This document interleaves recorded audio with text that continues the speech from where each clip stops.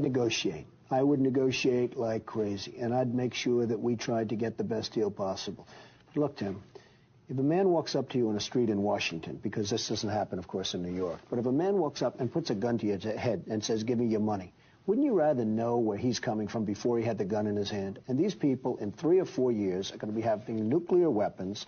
They're going to have those weapons pointed all over the world, and specifically at the United States.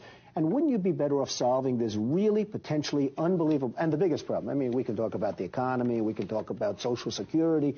The biggest problem this world has is nuclear proliferation.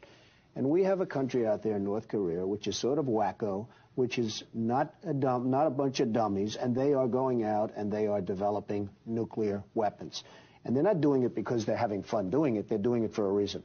And wouldn't it be good to sit down and really negotiate something, and ideally negotiate? Now, if that negotiation doesn't work, you better solve the problem now than solve it later, Tim. And you know it, and every politician knows it, and nobody wants to talk about it. Jimmy Carter, who I really like, and he went over there.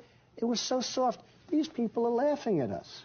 The former general of the Air Force, Merrill McPeak, the former Secretary of Defense, Les Aspin, said you could not launch a preemptive strike against North Korea because the nuclear fallout could be devastating to the Asian Peninsula. I'm not talking about us using nuclear weapons. I'm saying that they have areas where they're developing missiles. No, but taking out their nuclear potential would create a fallout. Tim, do you know that this country went out and gave them nuclear reactors, free fuel for 10 years? We virtually tried to bribe them into stopping, and they're continuing to do what they're doing, and they're laughing at us. They think we're a bunch of dummies.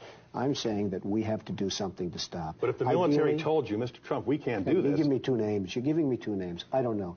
Do you want to do it in 5 years when they have warheads all over the place, every one of them pointing to New York City, to Washington, and every one of our... Is that when you want to do it, or do you want to do something now? You better do it now. And if they think you're serious, I deal with lots of people. If they think you're serious, they'll negotiate, and it'll never come to that.